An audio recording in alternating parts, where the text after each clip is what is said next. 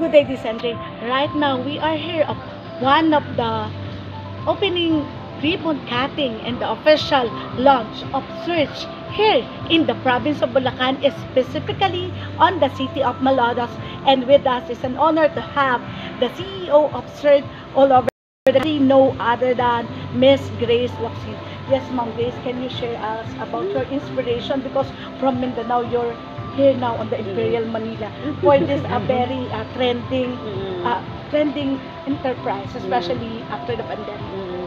Yes, our very mission is really on social empowerment, especially yung mga ayaw na ng corporate or 9 to 5, or probably because they just want to go ahead and spend time with their family more. So, ang pinaka-why ng Surge is really freedom and flexibility. When we're talking about freedom, it gives through virtual assistance. Kasi they learn, probably for 2 weeks, and then they master it, maximum probably mga 1 month, 3 months.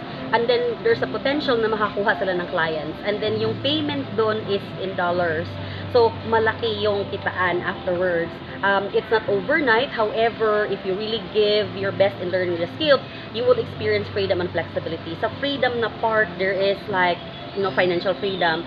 Most of our students nakakabayad ng mga utang, nakakapag-send ng mga anak nila sa college, basically financial freedom. So, flexibility. They work from home or work from anywhere, on the go, as long as may access sila with internet and computer, nakakaw sila, and they're earning.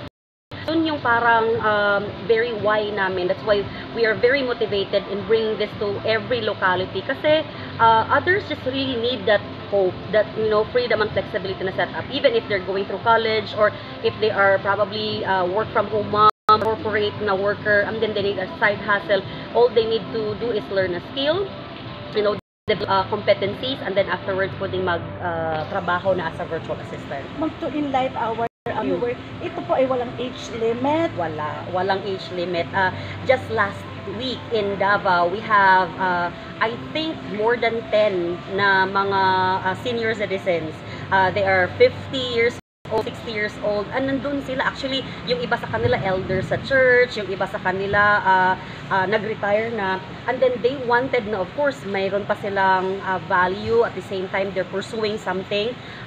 So they really went through the one week the training. They were dancing, they were enjoying, they were learning. Physically, and then they learned new skills, and then they graduated last Friday. So from 18 years old, sometimes nga earlier kaya lang we require sometimes na 18 years old, kasi for you to be able to start earning, kailangan you have to provide an ID, a legal age na kailangan mo ng kumikita. Pero yung iba nagle-learn ng skills, pumupunta sa ibang freelancing sites, so they can also do it as project based. So for example, if nasa 14 years old, 15 years old, 16 pa sila, gumagawa sila ng graphics, gumagawa sila ng video, and then binabayaran sila directly ng client din. So pwedeng project based, pwede ding work talaga as full-time career.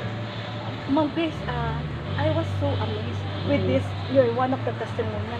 Ilang taon na po ba si Serge, and this person na talagang dollar, yung Rosel na kinikita niya, one of the testimonial. Can you give us some of the background of it?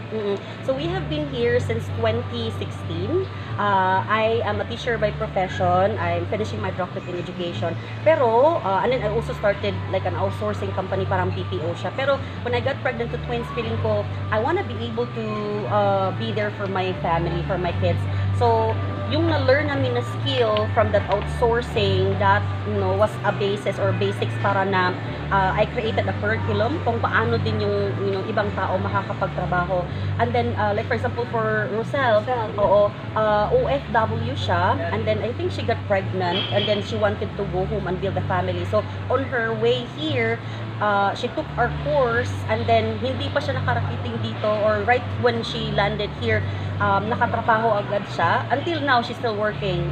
The baby is now big, and then so it's redefining OFWs. Actually, Grace, sa same table with you guys, she wanted, she came from a family na OFW din, and she's based here in Malolos, and Her Miss Grace Grabador. Oh, Grabador, oo. And she, her mom is OFW, so ayaw niyang yung ganong setup kasi lumaki siya na walang parents or walang mom. And then, but walang mahirap eh. So, she actually planned on going abroad as well. However, she saw the course, took it online, and then after 3 months nakapagtrabaho siya to a Singaporean client. And then that client stayed with her for 2 years. And then, after even in between that, nakakuha pa siya ng 3 clients, additional clients, na until ngayon nandun pa. Sabi niya nakapagtapos na siya ng college, and then, she's there for her kids as they grow up, and then she is able to fund the family needs, financial needs. So, you know, yung freedom and flexibility achieved talaga, even with Grace that are, you know, that's really based here. Of the homegrown here in Malolos. Homegrown talaga. And then, funny nga kasi yung trainer namin ngayon, si Ma'am Judy, I think student niya yung isang anak ni Grace. Oo. And then, I think one of her daughter also introduced Ma'am Judy into virtual assistants.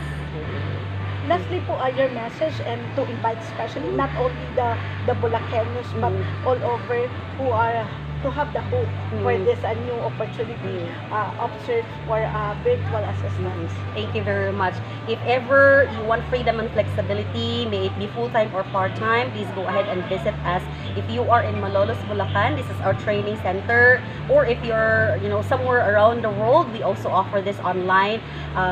All you have to do is enroll, learn the skill, you know, give your best in acquiring the competencies, because we go ahead and provide client referrals afterwards, and who knows, you will be the next person that will experience freedom and flexibility through virtual assistance. Thank you very much. Thank you, Ma'am. You've just heard the CEO of Search Virtual Assistant Services and Learning Center here in their branch in Malolos, Bulacan, the First Republic in the whole Asia. That's why it's very historical, not only in the Philippines but in the whole world. And then here. first din siya na training center zone. Wow, that's why you choose our province, Bulacan. Yes, yes. You just heard our interview, no other than with the CEO of Search Virtual Assistant, Miss Grace Locsin. This is MJ Alpina Balaguer of DCMJ Online, Dawas Kat Makabuluhang Journalismo, your happiness channel.